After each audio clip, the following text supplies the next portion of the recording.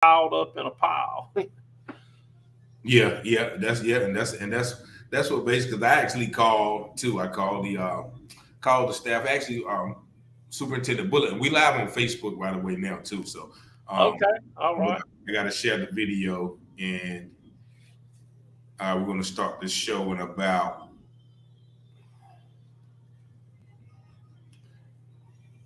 2 minutes. But yeah, so that was interesting when when he mentioned your facility, and he talked about how good it was. Yeah, I'm actually having lunch with Mr. Warden Bullard tomorrow. Oh yeah. Yeah. Okay, well, make sure you mention me because I did. I did talk to him. I sent. He's one of the ones I sent an email tonight about us. Okay. So yeah, because I definitely did talk to him, and okay, let me go ahead and share this one. And actually, I'm about to switch the microphones over to the radio station, so you won't be able to hear me. All right. Until the show starts, but you'll be able to hear the show start in the background. Okay.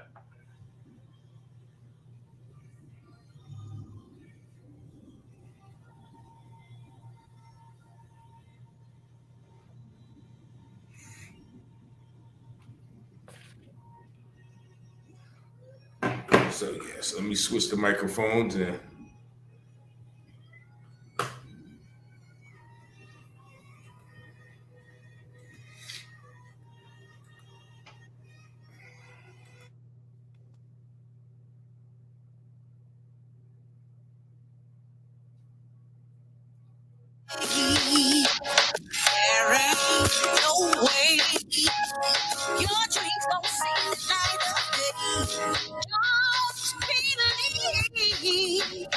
You can't achieve whatever you're after.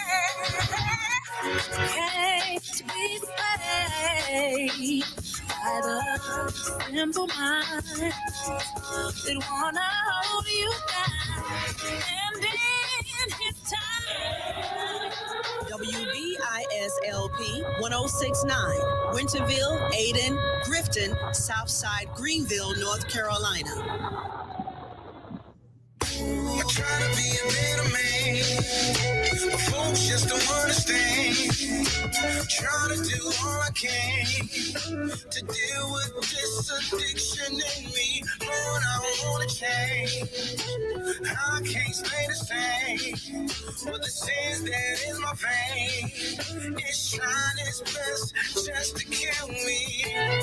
Good evening, ladies and gentlemen. Welcome to another episode of the UTurn Show here on Awesome Radio, WBIS 106.9 FM here in Greenville.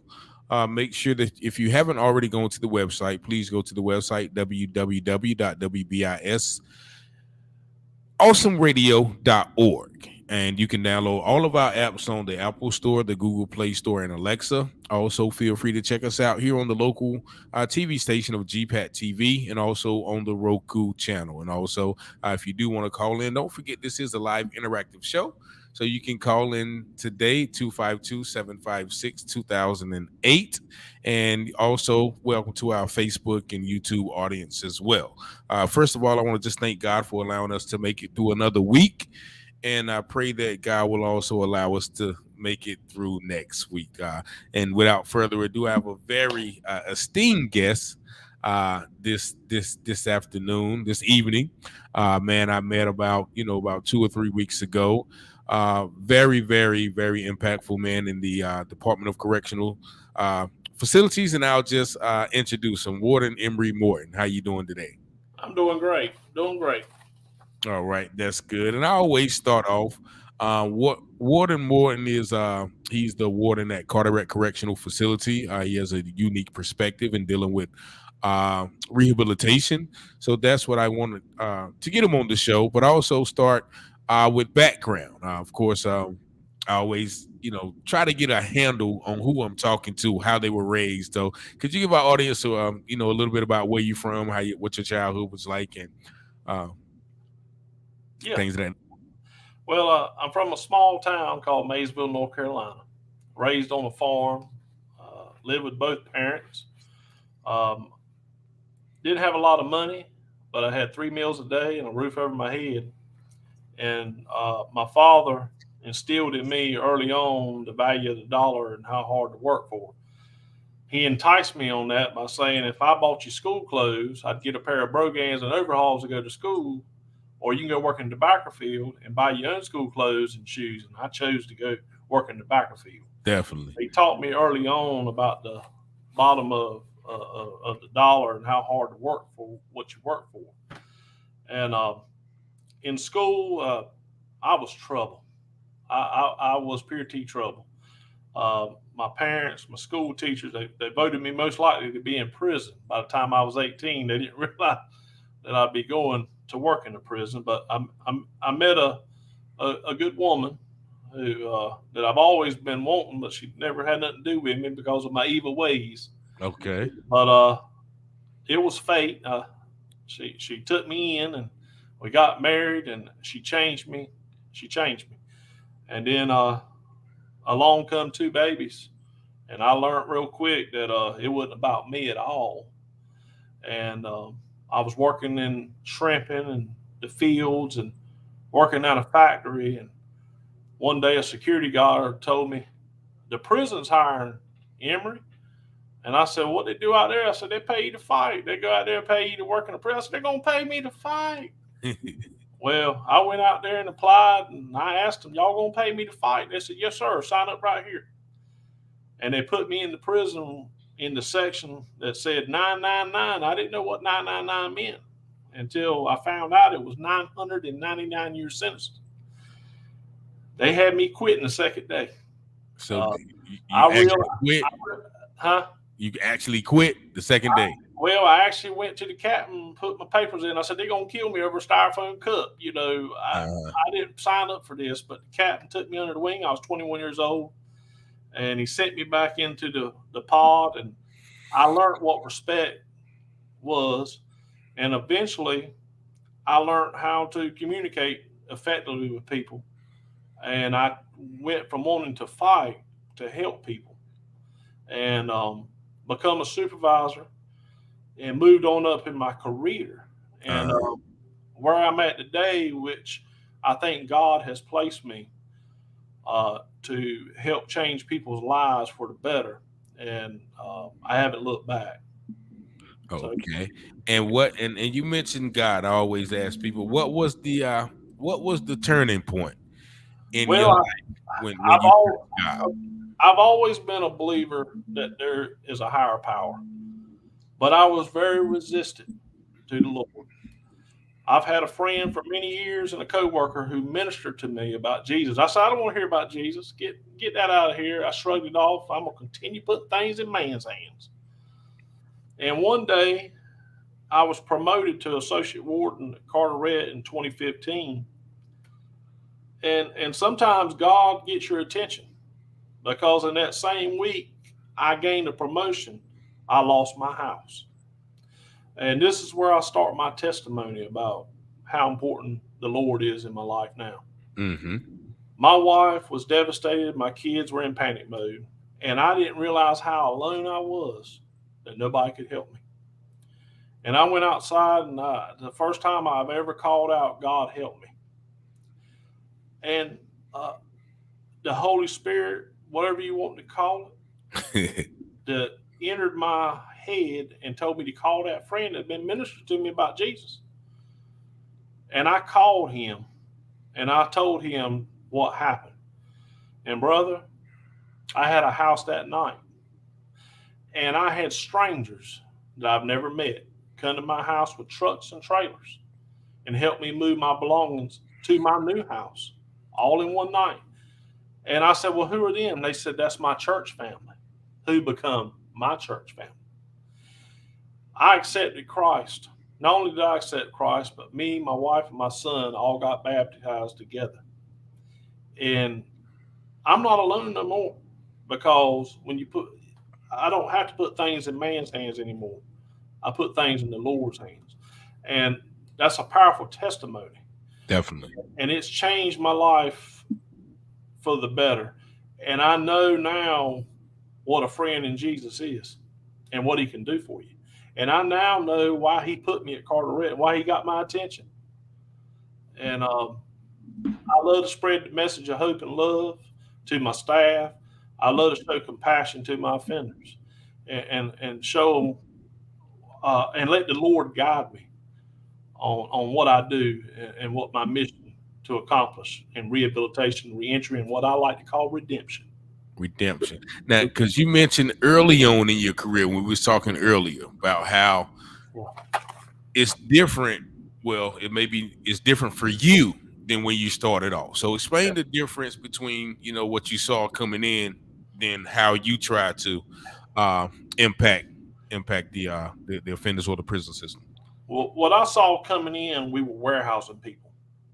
There was very little rehabilitation. Governor Jim Hunt, and with the public support, got tough on crime. And I'm gonna tell you, in my career now and what I've been invested in and buying into rehabilitation, incarceration is not the answer. We should be managing more people on the outside. And back when I first started, it was a tough on crime rehabilitation. But what our citizens and what my coworkers and what the offenders need to realize, 95% of our offenders will be returning back to our communities. And we should make them a better person and give them hope and redemption before they return back so that they don't come back. And so now the department we have today, there is some good people in this department that have showed wisdom and realized that warehousing people don't work. It's all about rehabilitation. And that's from the governor. I can name Sarah Cobb.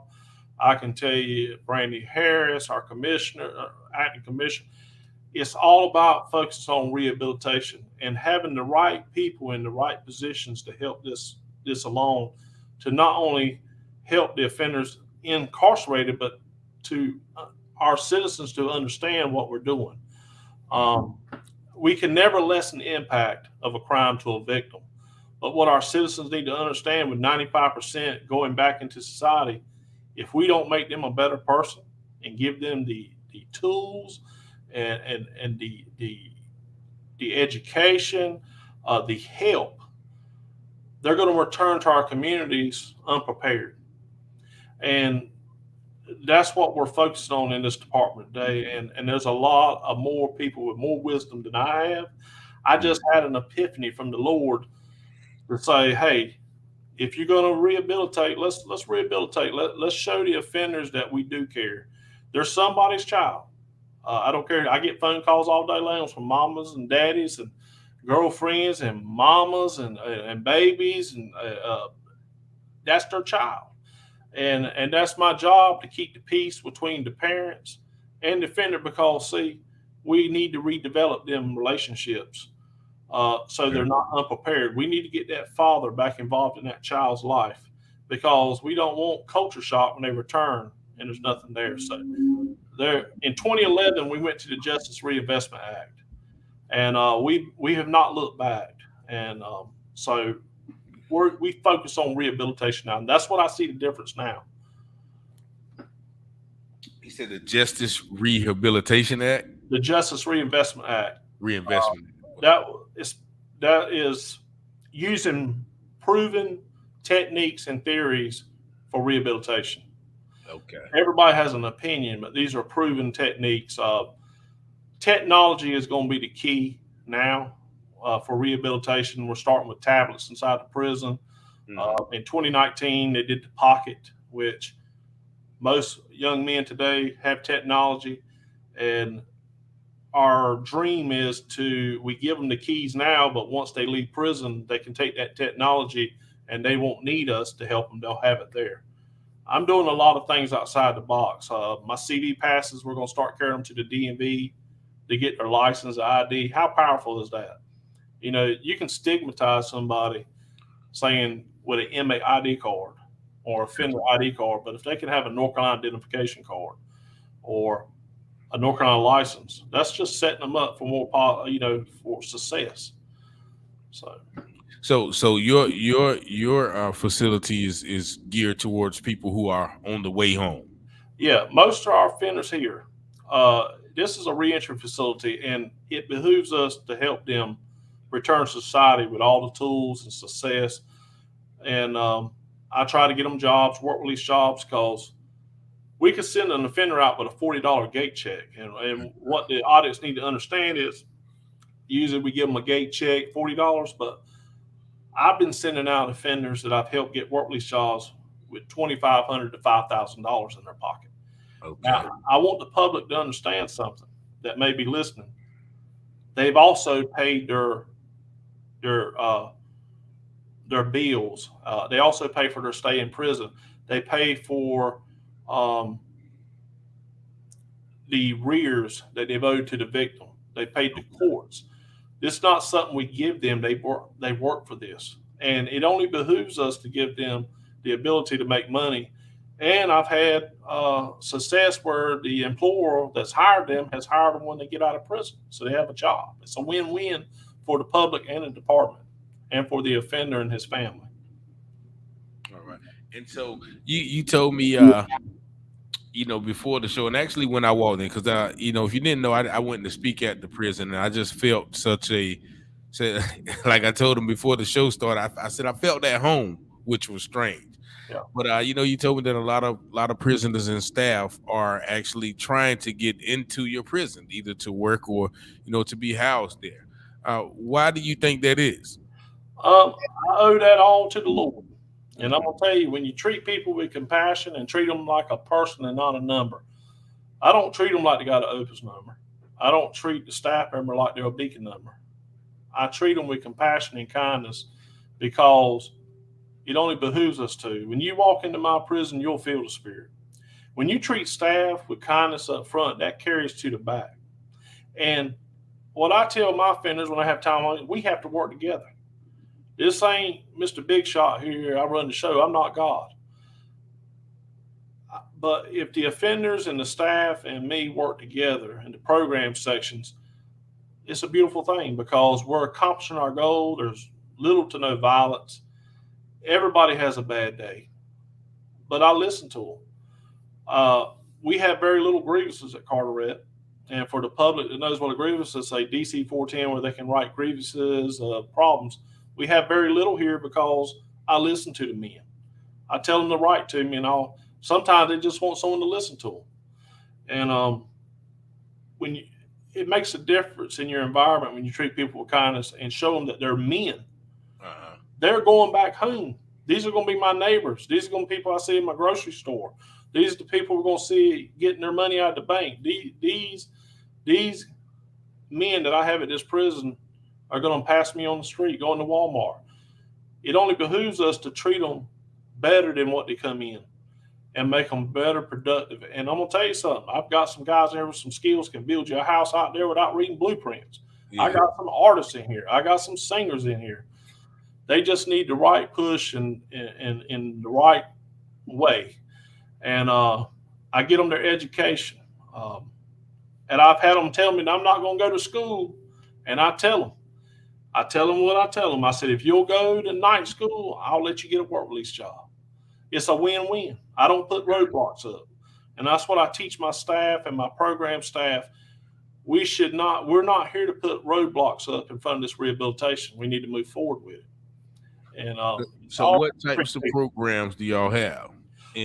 We have the college program, the masonry program. We have our GED, our high set program. And I'm going to tell you, I got some great teachers.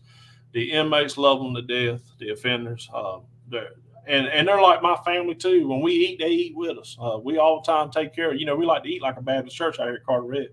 And, I bought everybody ice creams today because I love them, I bought them ice creams, and I allowed the offenders, they had their Domino's pizza today, and they enjoyed themselves. They were thanking me when I was walking the yard. They appreciate that Domino's pizza.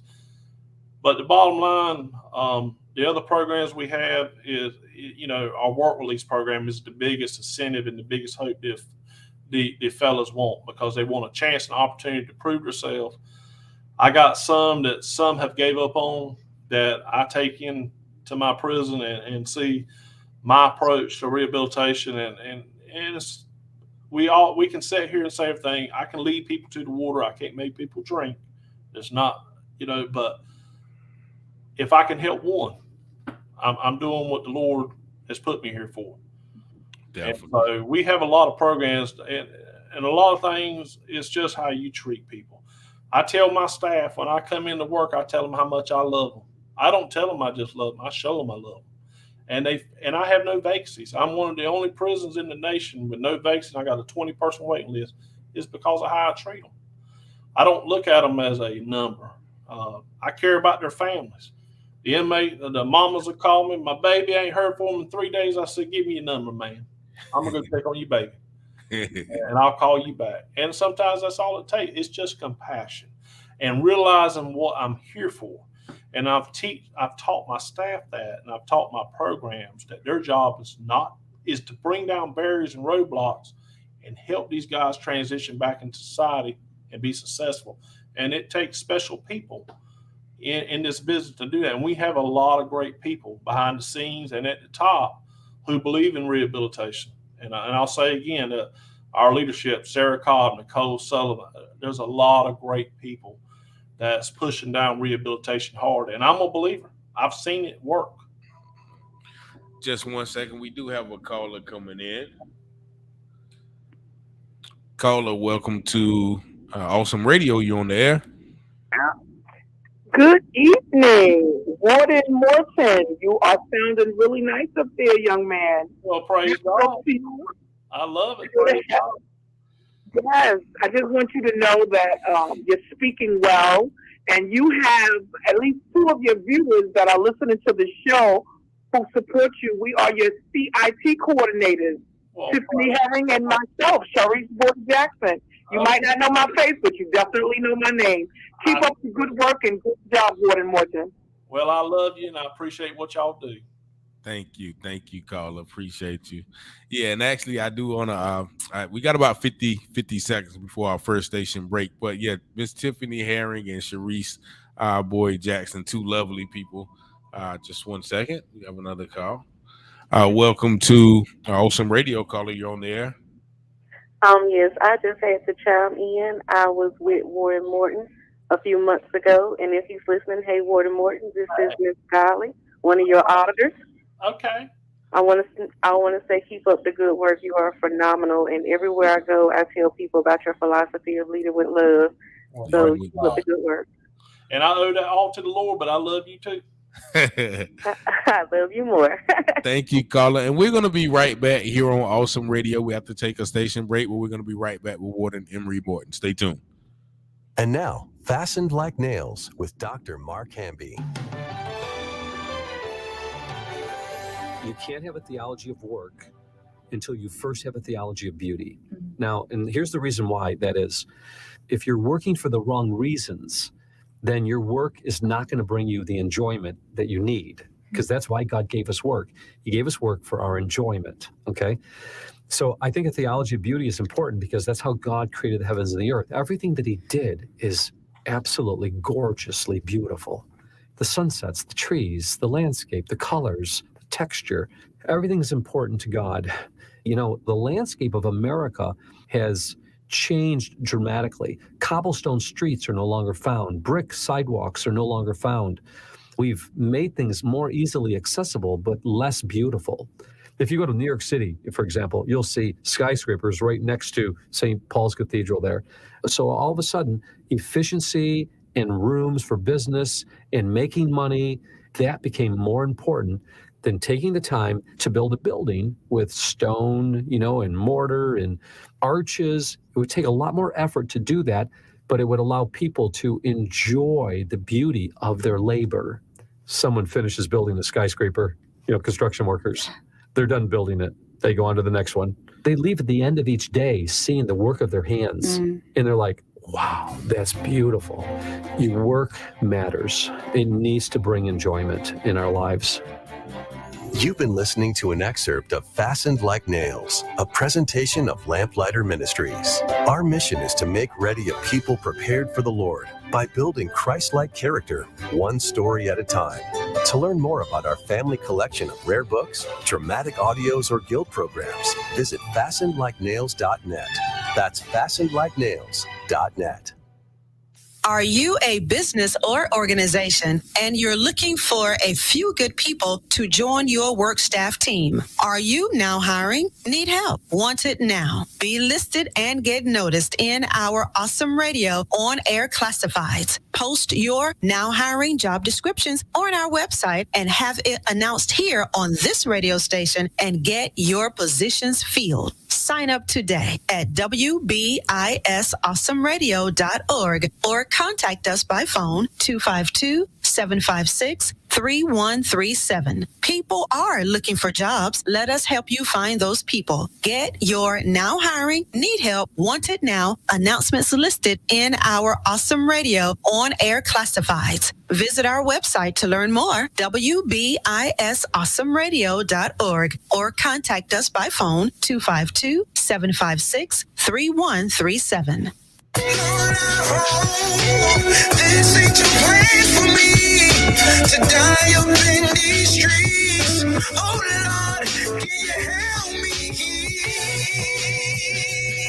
And we are back here on the UTurn Show here at Awesome Radio 106.9 FM. I'm your host, Richard Taylor, here with special guest Warden Emery Morton. And also, please don't forget you can call in 252-756-2008 if you do have a question or a comment for our guest tonight. Just a few of our viewers, once again. Sharice Boyd Jackson, good show. As well, Tiffany Herring, which is the CIT trainer. Great conversation. Thank you, Tiffany. And Patrick Williams said hello, everyone as well. So the one thing I know I did want to ask you is about, I guess they call it critical intervention training or crisis intervention training. So what method do you use to de-escalate those situations? Because like you said, of course, we can try everything. And of course, you know, there is men do have conflict. So what is your approach to de-escalating situations? We are trained to deal with and handle intense situations early on. And from crisis intervention training to, as we used to call it verbal judo. It's all how you talk and treat people inside of a prison. Respect is big in prisons, regardless if you're an offender or staff member. Effective communication is a key to handle any issue, most issues. The most dangerous, sometimes we have to take a step back. We deal with people that may have mental health problems. That's what crisis intervention was mostly geared to, but it helps the staff in any environment in our profession, police, on how to basically communicate effectively and how to de-escalate situations. The days of putting your hands on people, that's over inside of prison. We don't want that to happen. That's the last resort. We want to take the moment to do a self-reflection, and sometimes spontaneous things happen. But we have geared to train our staff on how to handle crisis intervention training, and they religiously send staff to crisis intervention training. With Trillium and Greenville and and some of the ones that shouted out. They do a great job. I was a little resistant myself at one time and about crisis intervention training, but like I said, the Lord guides me on a lot of things, and I realized I was wrong at the time. But I've not looked back, and I believe in critical incident training, and it must continue. We must teach our staff how to effectively communicate and deal with people that are disadvantaged and deal with people that's in a bad, dark place sometimes. Sometimes they just want someone to listen to them, and if we can get them the help they need, and we have professionals, and we have case management plans, we have guidelines, we have a profession for everything to help these people in these situations. So that's what critical incident training, like I said, it was when it first come out, it was dealing with mentally challenged people, but it also helps you in everyday life with your home, with people you interact with in the public, and you'll find most people in the prison system that works in our profession, we're very reserved, and we handle issues better than the average person because we've been trained to. Okay. What will bother a normal person may not bother us so much because we see it on a daily basis and our training kicks in.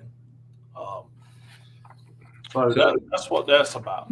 What and I think I asked you now if you can say it because of departmental reasons or legal reasons. I know I asked you what was the most probably dangerous situation that you faced either as a correctional officer or as a warden. Would you say if you had I will tell you to? the most dangerous situation I've ever been involved in. I was an associate warden, and we had about 28 offenders refusing to leave the yard, and it became intense.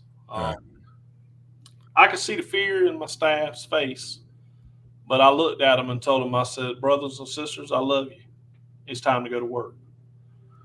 Nothing's going to happen. And I prayed to the Lord, and God takes care of God's people. And I was the first one to enter the gate, and I told my staff, you follow behind me. The Lord's going to protect us. I'm going to be the first one in, and I will face it off. And I went right to the leader. And the leader told me that I couldn't take them all. And I said, you're absolutely correct. I said, but you're not going to hurt my staff today. You're not going to hurt these innocent offenders, and you're not going to take my prison. And I invoked the Spirit of the Lord. I'm going to tell you, I brought the Spirit in there, and you should have seen the perplexed look on their faces, and the devil fled. And the people backed off, and they went back to their dorms. And when we debriefed, I told my staff I love them, and I bought them pizza, and I went around and thanked the innocent offenders that didn't participate. And you know, of course, they said, Mr. Boyd, we had you back. They'd have done something. We'd have yeah. That's what they say, huh? But at one time in my career, I probably would have used force or used another method, and it might have turned ugly. You know, sometimes we overreact or we don't do the right decisions. But like I said, I let the Lord guide me in all things, and I felt protected when I walked through that gate and I faced it.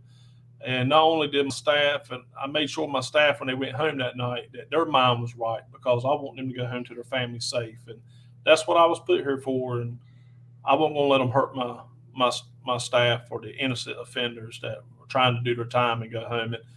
And that person paid for that. He paid for his actions for leading a group of offenders at my prison, and we're going to leave that at that. Yeah. That's the most dangerous, intense situation I've ever been there. But I prayed to the Lord about that, and it could have went another way. But I believe the power of love and God and the message of hope, and it brought me through. It's like you said, get back behind me, devil. You know, the shield was in front of me, and that's the most dangerous, intense situation I've ever been in. But you should have seen the look of relief in my staff's face when I went out there first and told them I loved them. It just touched me. Yeah, because that's one good characteristic of a leader. I've heard stories of war where the generals, they always sit back and send the foot soldiers in. Well, I'm gonna tell you about Warden Morton. I'll never peek out the window of a situation like that. If I'm gonna go down, I'm gonna go down with the ship, because I love my family, I love your family, and I love the citizens of North Carolina, and that's what I signed up for. And I was not going to let nothing happen to these citizens of Carteret County, or my staff, or these innocent offenders in that situation, and I'll do it again. So you mentioned something about your staff going home to their families. That's now, right. There's some stressful days, is there ever a time where you quote unquote take your work home with you? I used to in the past, and I don't do it as much anymore. Of course, I'm a warden, so I'm never off. Yeah, it's always with me. However, me and my wife has an agreement. We don't talk about work. She don't talk about her work. I don't talk about my work. And we try to watch one movie together when we get home, or a TV show, eat dinner together, and decompress. Okay. Like I said, the staff that work in a department or any prison, are subject to take things home. And that's why I always engage with my staff. If you don't engage with your staff as the warden because you've been where they've been at, you're doing a disservice to your staff. A lot of people can sit in that chair and be powerful, but it's not all about you. I tell people every day, I'm not God. Just because I'm warden, don't mean I still ain't a correctional officer at heart. And I love my people, and I want them to go home to their families decompress. I make sure I check on each and every one of them every day. If you stay engaged with your staff, they will have more buy-in and they'll love you back.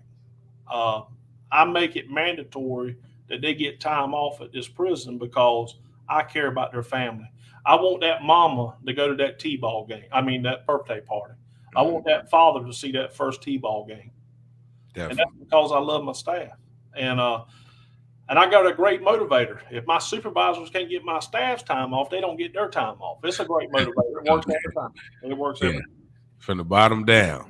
That's right. And when you show people that you love them and they're not a number, I'm going to tell you, amazing things happen inside your prison. I got people beating down my door for a job, and I got a 20-person waiting list. I try to get them to go to, no, we want to work for you. They call me Dr. Love, by the way. That's my age. Dr. Love. Hold on, Dr. Love. We got one more station break, and we're going to be right back. Awesome Radio 106.9 FM. Partial funding for this program is brought to you by Mitchell's Memorial Funeral Home, 2423 E Winter Village Drive, Winterville, 252-917-4420 or 252-702-1880. Mitchell's Memorial Funeral Home is a sacred trust servicing Eastern North Carolina and is here to serve you and your family with care and dignity. 252-917-4420 or 252-702-1880. The funeral home manager is Mr. Donovan Phillips. Mitchell's, a long-standing name in the community. Thank you, Mitchell's Memorial Funeral Home of Winterville, for your support.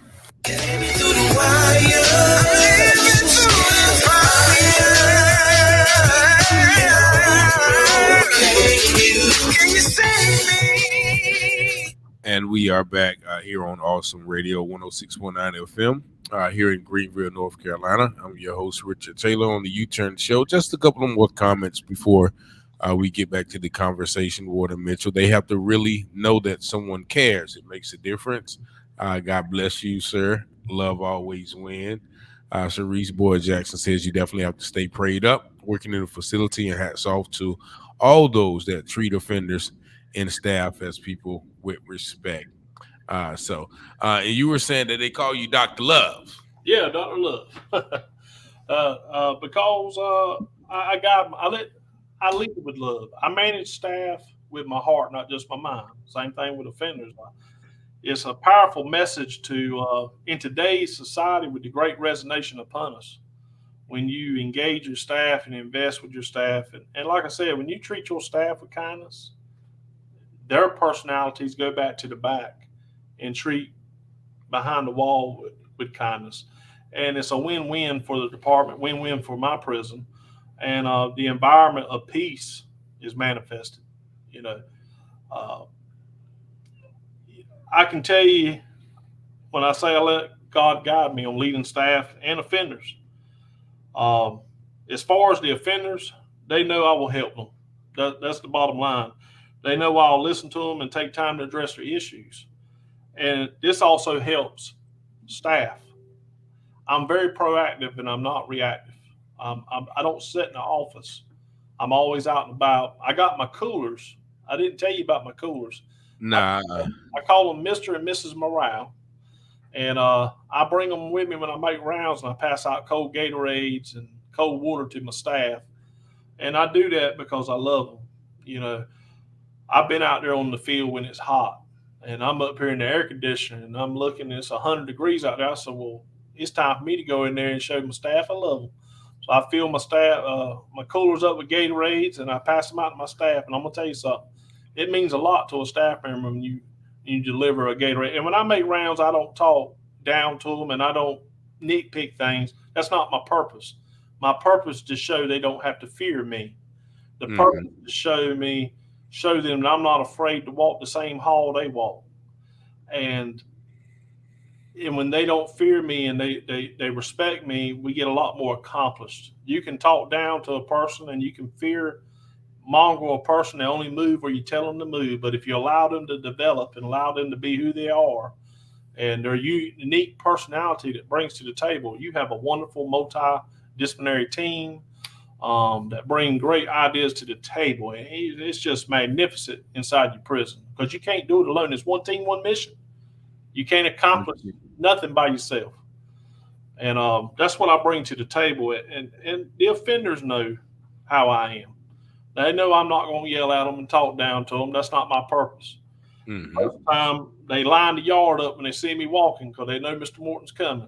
You know, it takes me about 2 hours to make my round because they swarm me. Whew. Yeah, and I can attest to that. Like I said, when you walked me to the room where I spoke at, and they were lined up. So I mean, I can. He's not just talking. I can definitely attest to the way the guys portray him and see him. A couple of more comments. Anisha Wilkins Johnson said, "Yes, he does," and that goes a long way. Yeah.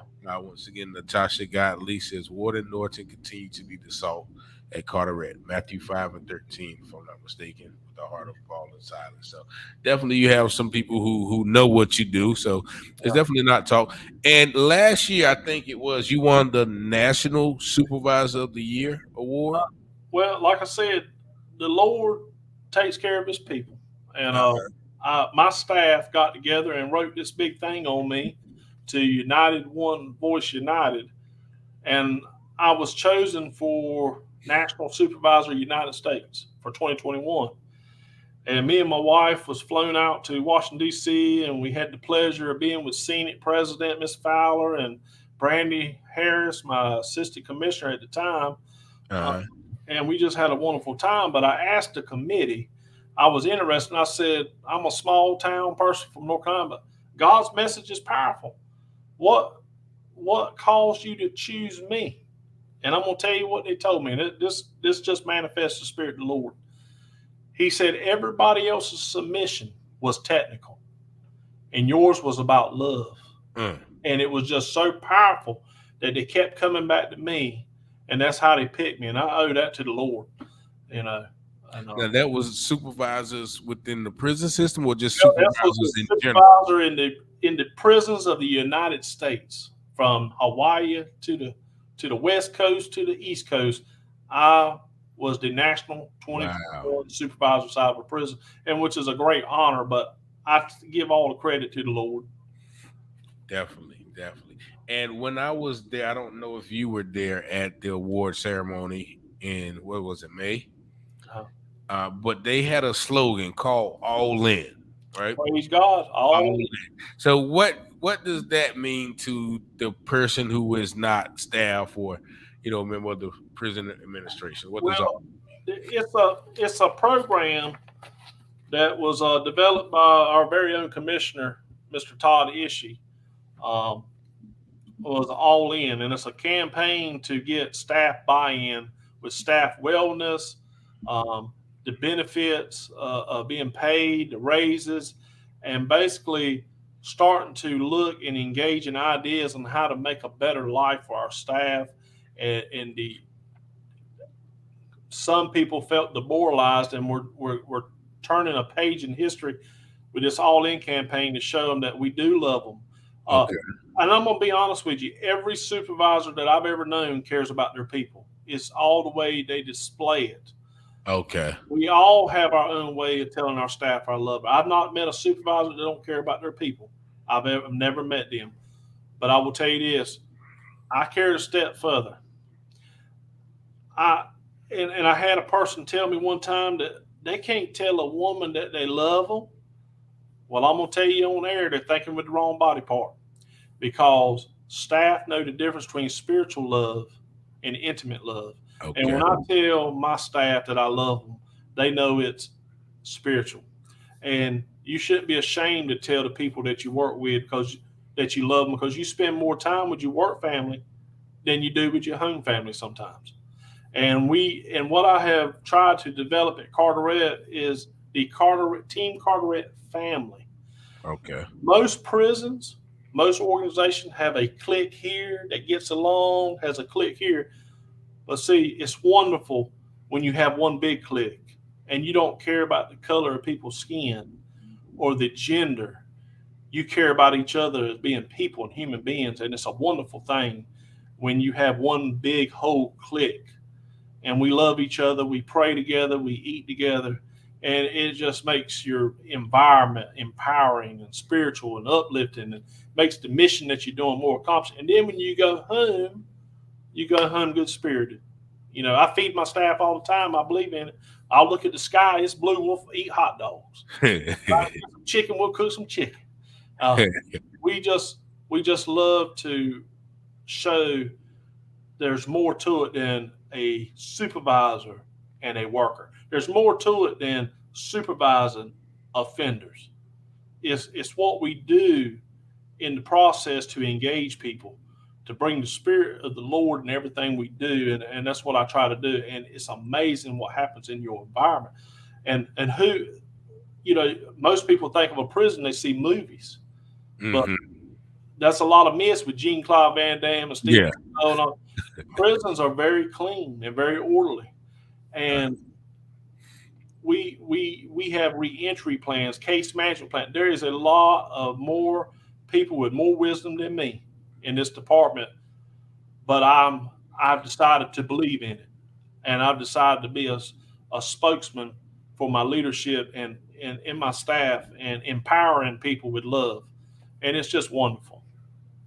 And what would you say, because just listening to you, I know it's a lot of job, fulfilling parts of your job, but what would you say the most fulfilling part of your job would be? The feedback that I get from viewers like that's been on your guest show tonight, from people like you, even the compliments from the offenders, my leadership, even my friends that pick on me, and the staff that I lead, they tell me, Mr. Morton, we love you, you know, and I say, well, I love you back, you know. And I hold people accountable, don't get me wrong.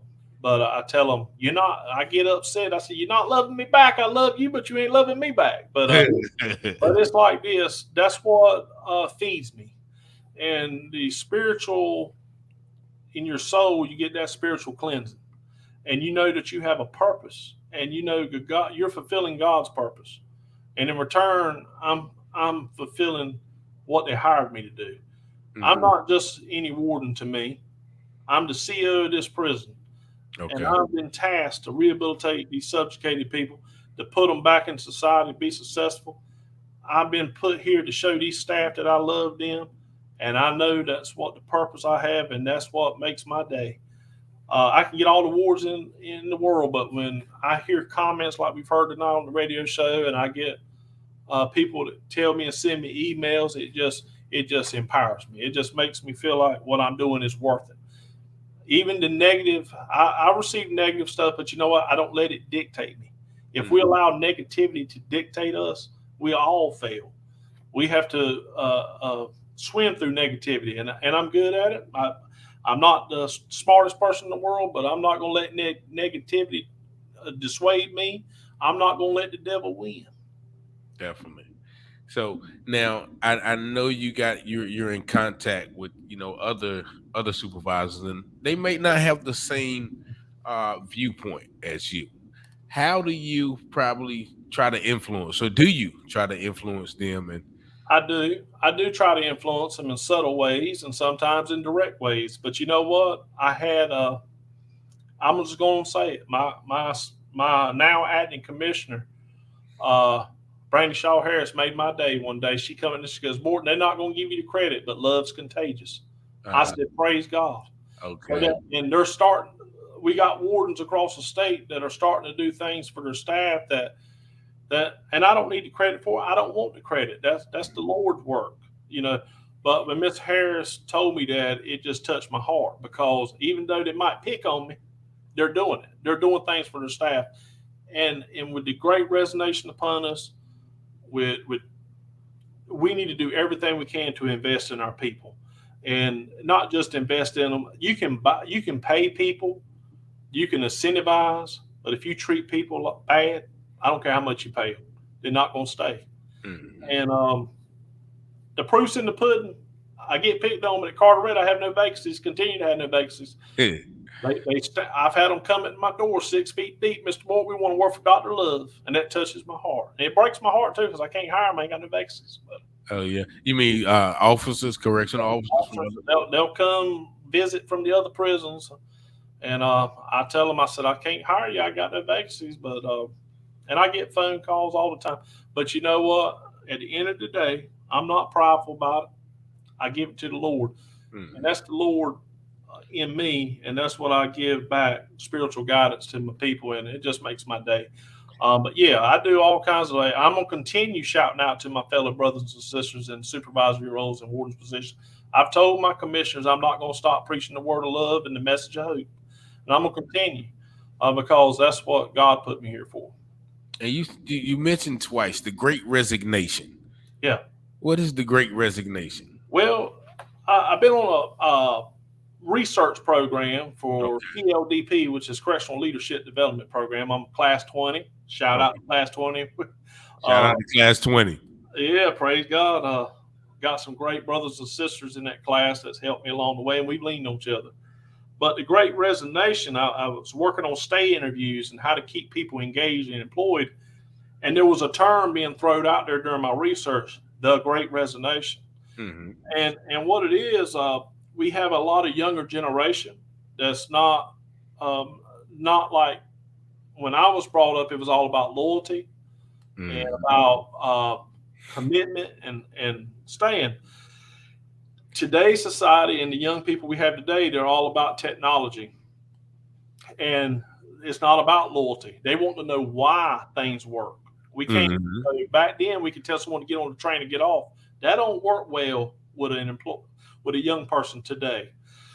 And when you have other jobs like Taco Bell paying $27 an hour, why they got to deal with prison? They go make that money over there. So that's where the term Great Resignation.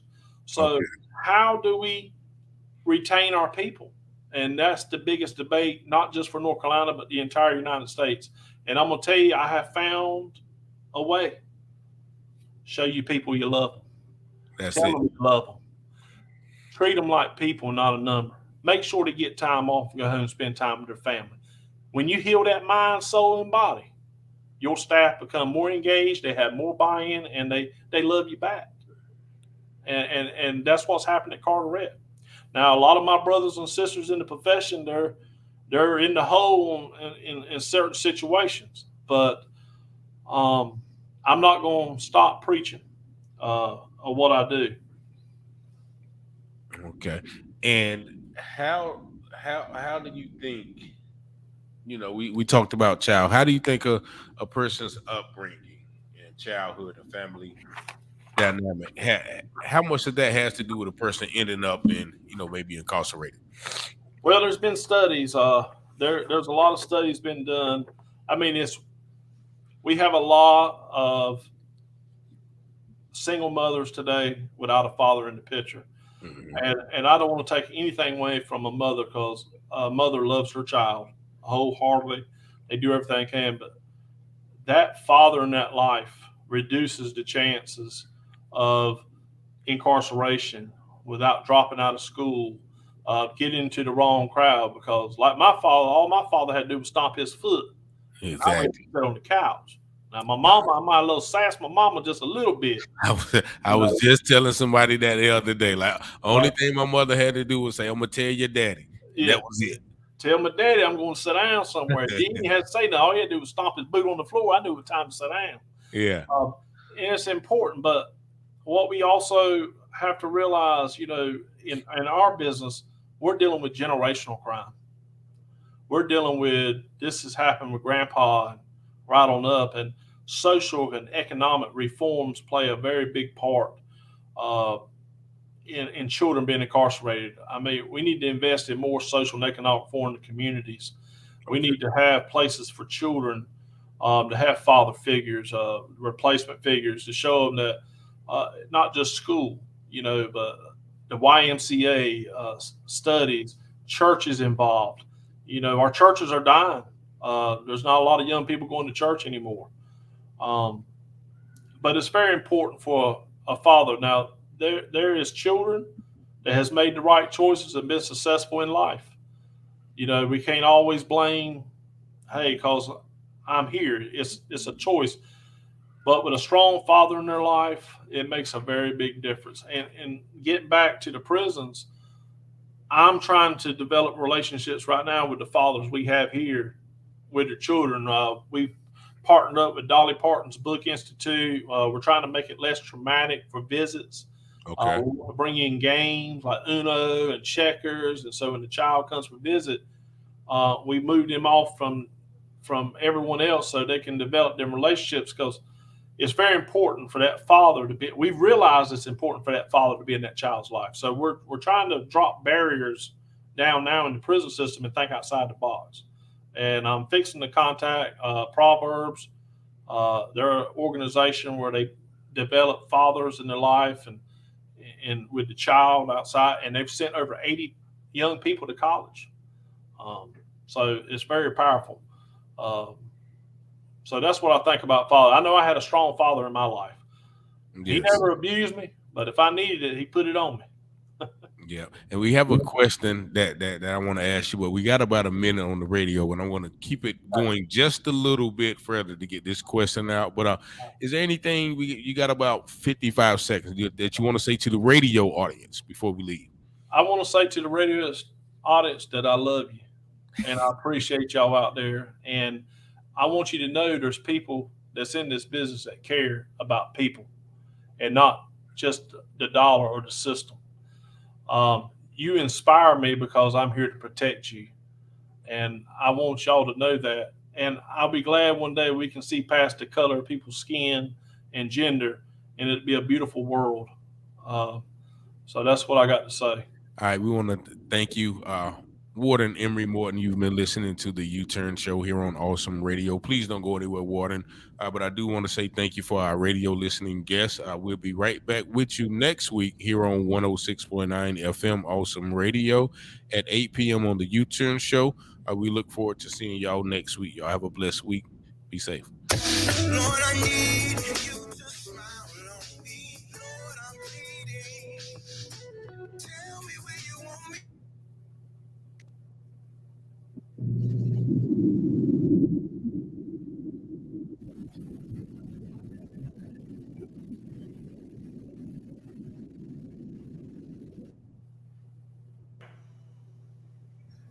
You can't hear me? I can hear you now.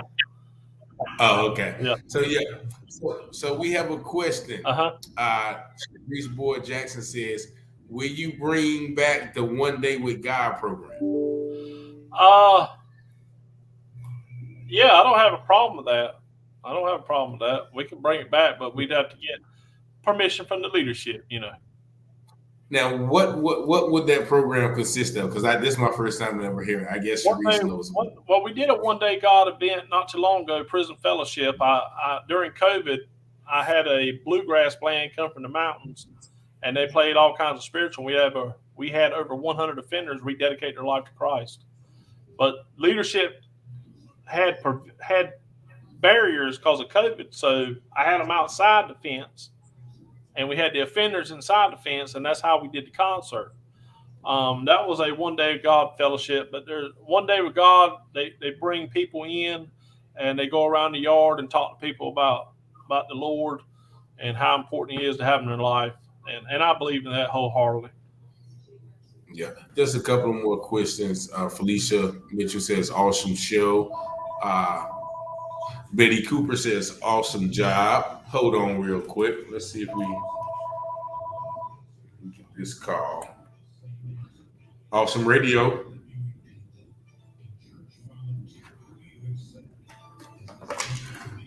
Awesome Radio. Okay, so I think it's going straight to the radio station, so I don't think I'm gonna be able to get that call. But Aletta Taylor says also, thank you, sir, for your genuine concern. That's my mother. She actually worked in the Bureau of Prisons for about 20 years. So. All right. Praise God. Let's see if I can do this thing right. Let me see. Hello? Hello? No, so that, yes, can you hear me? Yes. Is Morton able to hear me? Yeah, can you hear? Yeah. Oh, good. So, Warden Morton, I will definitely get with you to work with you about that One Day with God program. Okay. It allows the fathers to rekindle relationships with their children of a certain age, and they call it One Day with God. It's definitely Christian-centered and Christian-based, and it's predicated on them having little to no infractions, and they spend a full day with arts and crafts, eating lunch, playing games. There's a huge birthday cake that all the fathers and children get to cut together, representing all the birthdays that the fathers missed with their children. And at the end of this full day's program, there's a balloon releasing. And the individual adults and guardians that drop the children off, they get to see the balloons releasing on the other side of the wall, and it's very sentimental. So, Warden Morton, I will work with you to get One Day with God at your facility. Well, praise God. I think it'd be a great idea. Thank you. And that's Miss Boyd Jackson again. Thank you, Cerise. All right. You have a good night. Maybe she hung up on me. But yeah, and I guess C Days says wonderful information, hoping other facilities will take notice. And yeah, that's I mean that's what it's about, I guess.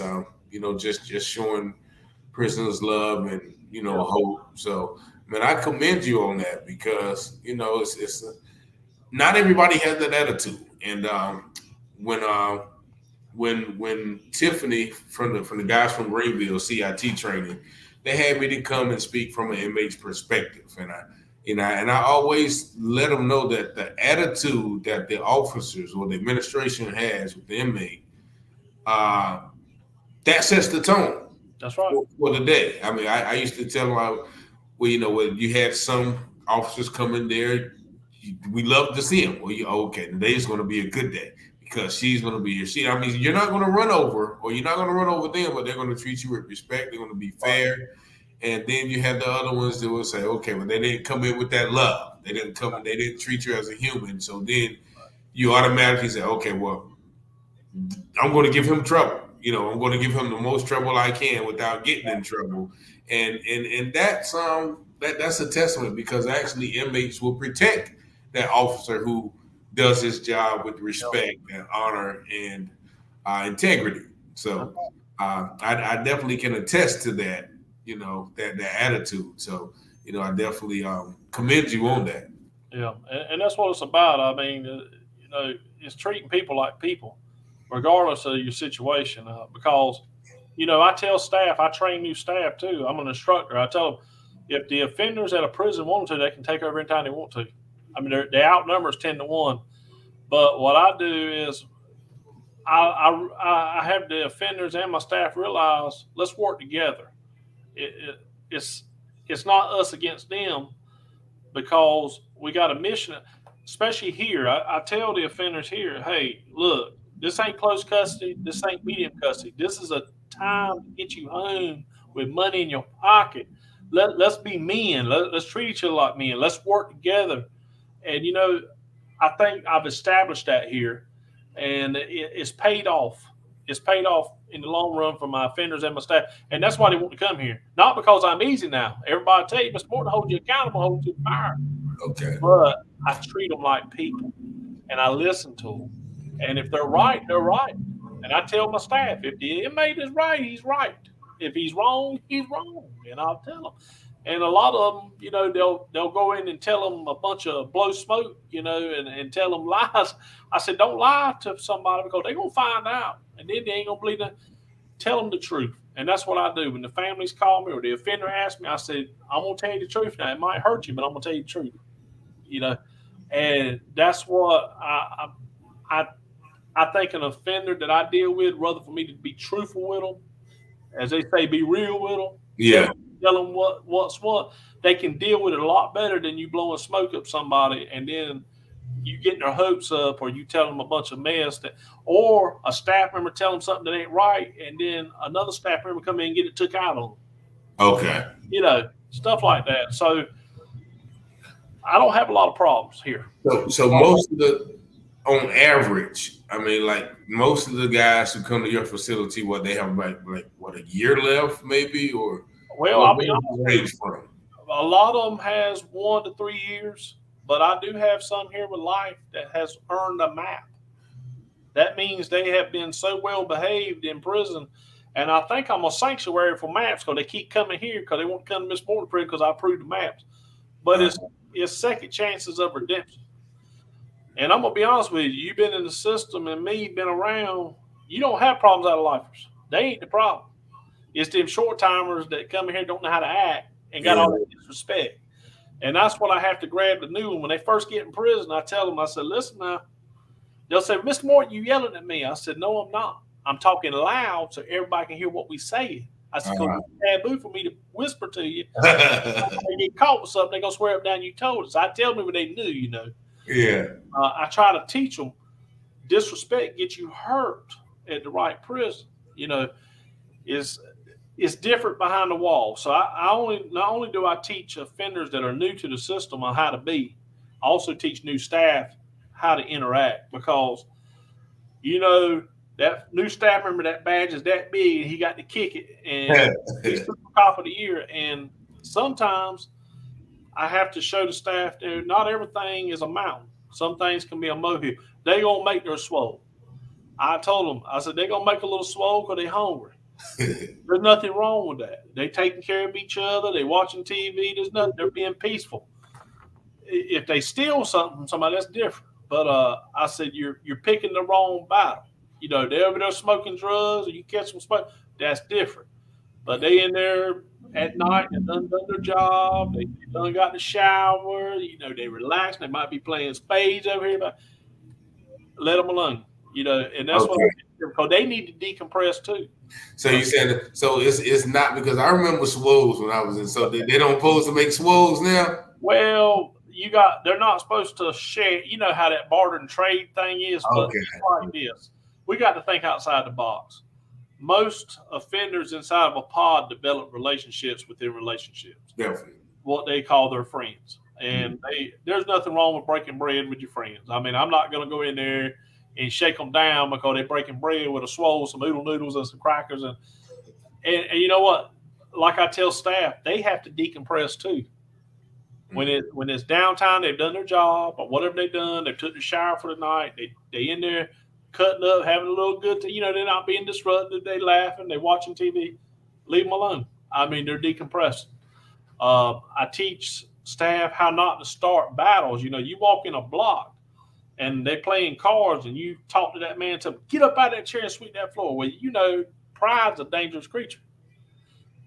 All that staff member did was to start something that we're going to have to clean up, whether a code gets called or he's going to have to punk out. Most inmates going to punk out in front of people. Yeah. I teach staff, hey, you can do the same thing by going, hey, man, when you get done playing cards, can you go handle that for me? Yeah. And the inmate gets respect. And I teach staff too. When you walk in a pod and a man disrespects you and you have to do your job, you're going to hear crickets. Ain't nobody going to say nothing because the man was wrong. But if you go in there and talk trash and talk junk, that man stands up for himself and you try to lock him up, they're going to raise Cain up in there. Okay. Because you come with the disrespect. And there's a way, and it's a different world behind the wall. Mm-hmm. I visit. I've never been behind the wall. I don't care what you say, whether you've been 25 years in the business, you've never lived in there. Now I visit and go home. Yeah. I stay in here. It's a different culture and different world, and you have to be able to relate and understand. At the end of the day, there's two things that you can't step on. That's respect and pride. And if you learn them two things and learn to look at that person not as an inmate, but as a man, because there's stuff I've done could get locked up. Definitely. I think we all have. So that's what I teach staff. That's what I bring to the table. Now, I will tell you this. I don't allow no bully in my prison, and I don't allow no gang member to take control of my prison.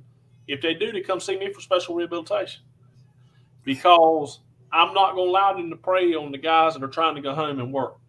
I'm not going to allow them to prey on the innocent ones, because they don't need to be here. If they want to go back to that mentality, they got to go back to close custody. Mine's a transition house. I'm trying to get them. So that's what I talk about, being proactive. Mr. Morton's fair. He lets the Lord guide him, but he knows how prisons work, and he knows what can start a war, and I know what can. And there's people behind the wall that have been prey, and they have no voice, and no one cares until something happens or they check off. See, I take the bully and show them what a real bully is. Yeah. I head that off. And then when I get them up here and I tell them, I say, I don't care if you're a gang member. If you act like a man, I'll treat you like a man. I'll help you get work release, because I would, some of them are born into it. I don't discriminate. I let them know that, hey, you're a man. Because they'll come up and say, ain't no one care about me, Miss Morton. I say, hush your mouth. Your mama cares about you and just loves you. Yeah. And sometimes when you tell, they've heard that for the first time in a long time, that somebody cares about them. And it makes a difference in somebody's life. And then they get all excited. Miss Morton, you really care about me? I said, praise God. I said, and I'll tell you, when you go home and you become successful, you call me so you can come out here and speak to these other knuckleheads that ain't doing right. And they're like, okay, Mr. Morton. And I've seen them out in the grocery store with my wife. Mr. Morton, this is what I'm doing. I'm saying, praise God. I've never had a bad experience. Yeah. Now, have you had guys who left and come back? Yes. Yeah. And they shame. Okay. They'll come up to Mr. Morton. I'm shamed. I say, hey, look, what did you not do right? Tell me what's the problem. And this is what I tell the fellas. I said, I can control you and your environment. But when you get out there in the devil's playground, there's nobody out there that can tell you no or tell you when to get up. You have to have, it's all on you sometimes. And, get them into right now, especially in their environment, housing is a big thing. I'm in consult with a reputable halfway house right now. Okay. A lot of these halfway houses are crime ridden, and the people are making money off the state, and they're not doing a good service, and they're putting the people in temptation. I love to eat. You put some steak and stuff I ain't supposed to eat out there, I'm gonna eat it, right? Because I'm addicted to food. Same thing. Drugs and alcohol is a dependency problem. It's an addiction, and if it gets hold of you, it can make you steal from your own mama. Yeah, that powerful. And so there again, I'm not here to judge them. And if I find out they got a drug problem, they come back to me, I ship them out. They say, Mr. Morton, don't ship. I said, nope, you go in the dark. I'm going to get you some chemical dependency. You're going to go through that program before I help you get work release, because I got to break the cycle. And sometimes it's called tough love, But if I just let them stay back here and say, okay, they come back the third time and I don't do anything. Mm-hmm. So I'll send them to alcohol chemical dependency or dark drug rehabilitation to break the cycle. And y'all don't have those programs there at Carter.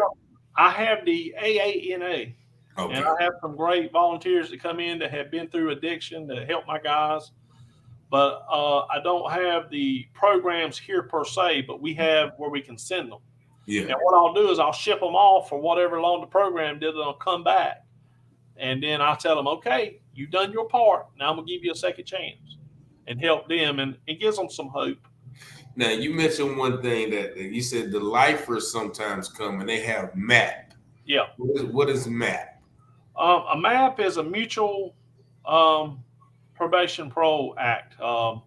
They have a life sentence, but they have met every requirement and proved themselves.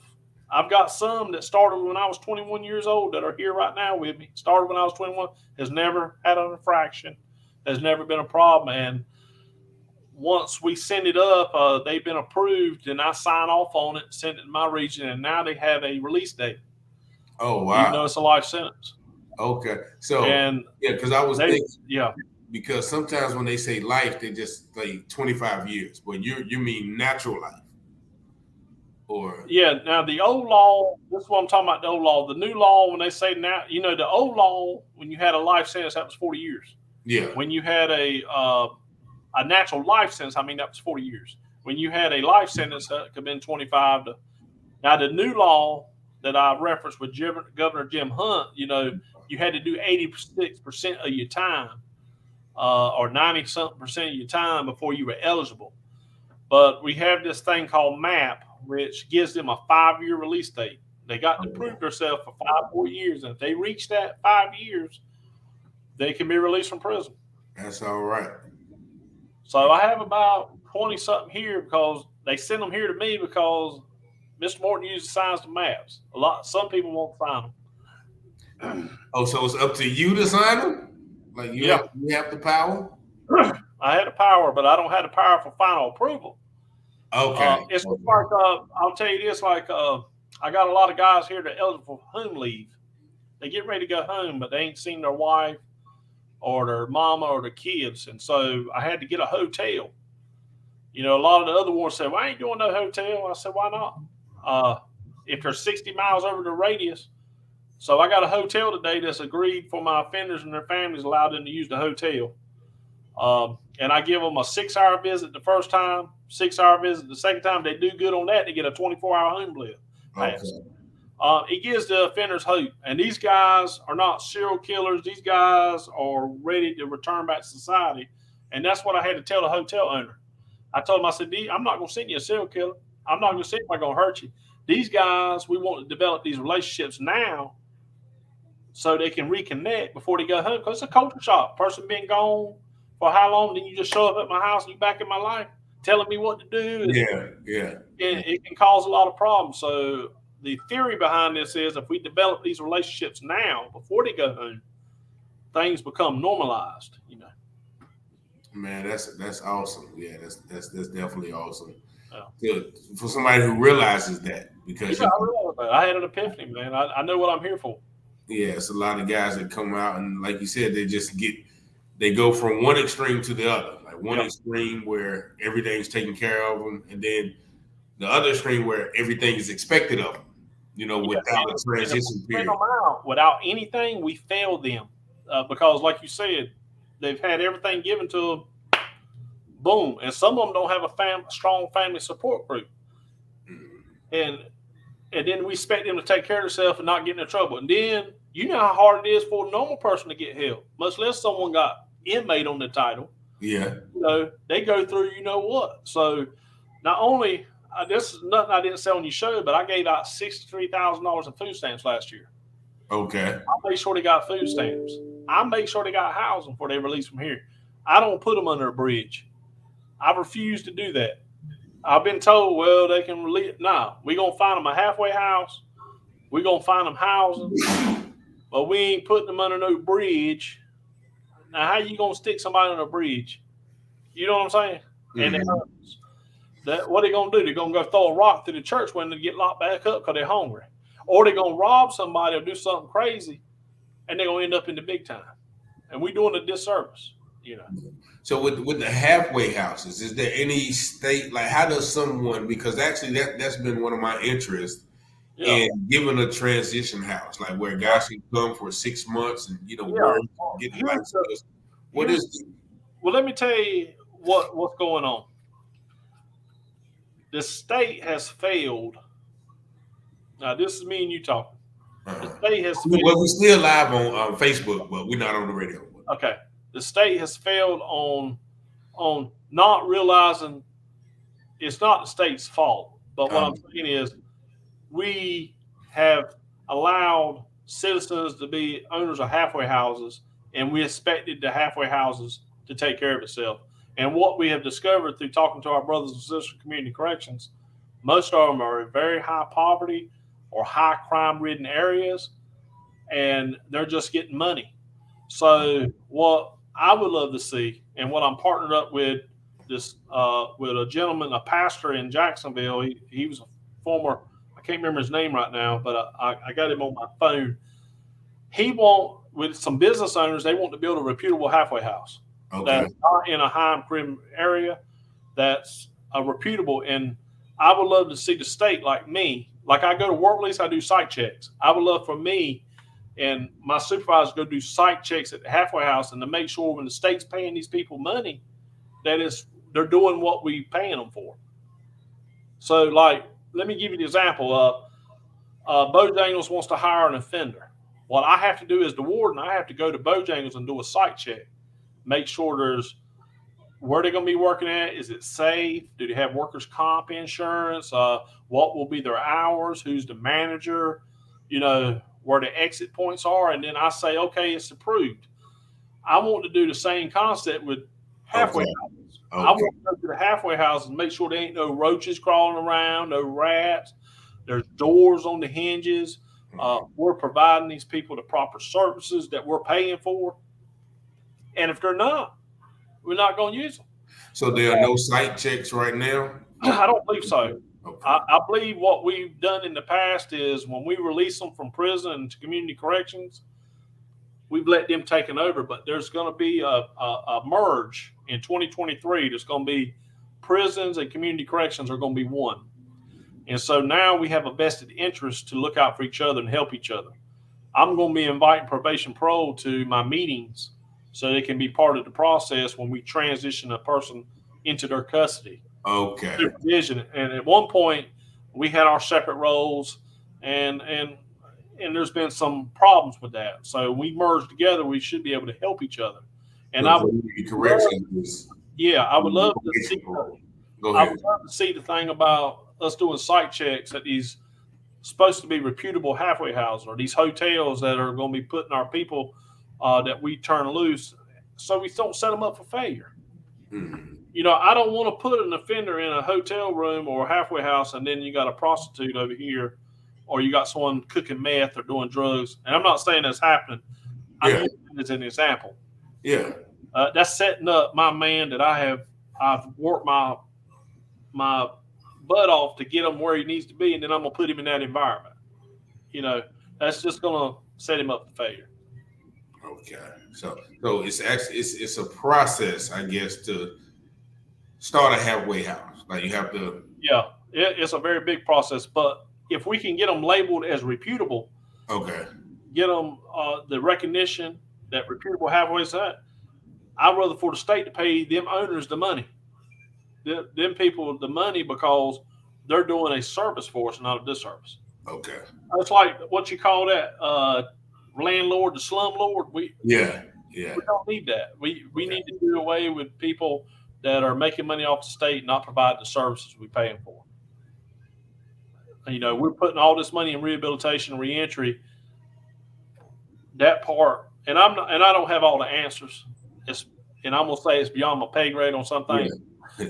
I've worked so hard to help people re-enter to society. I want them to be successful. Mm-hmm.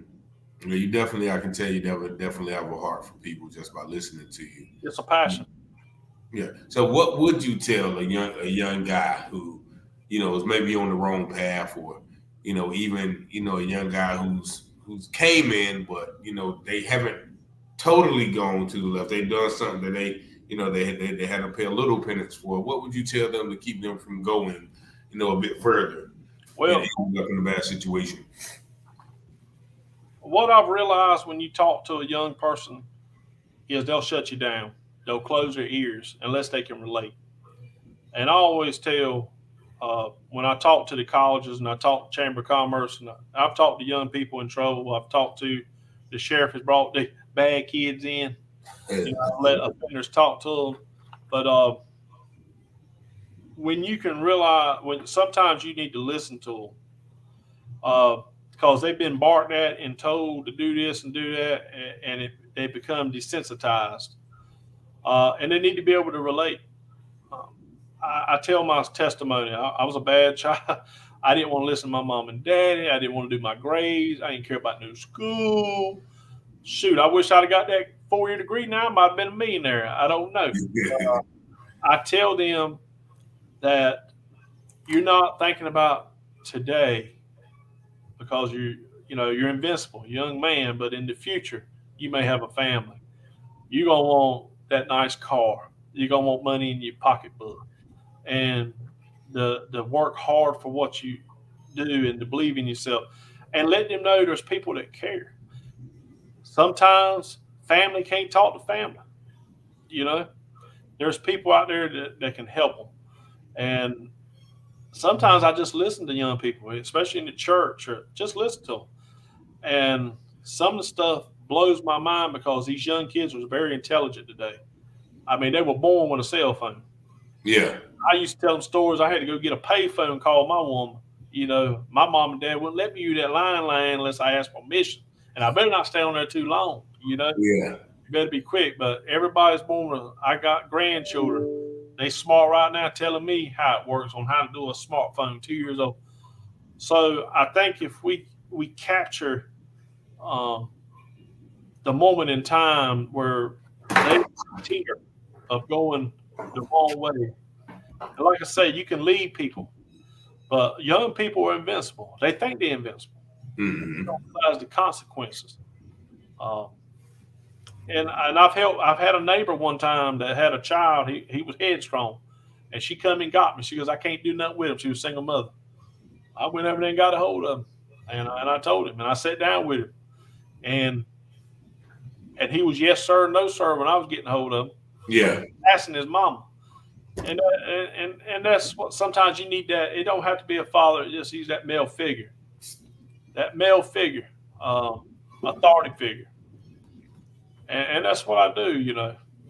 Yeah, definitely, man. It's definitely been a pleasure, man. Once again, we're off the radio, so if you do have anything else to say to our radio, Facebook audience, C. Day says exactly a little assistance helps lower recidivism. Letta Taylor said they definitely need that hope. C. Day says respect goes a long way.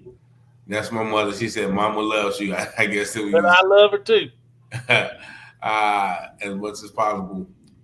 Be at peace with all men, says the Lord. Shanta says, be respectful with it. Letta Taylor says, that's right. The staff are outnumbered. Treat inmates who they are. People.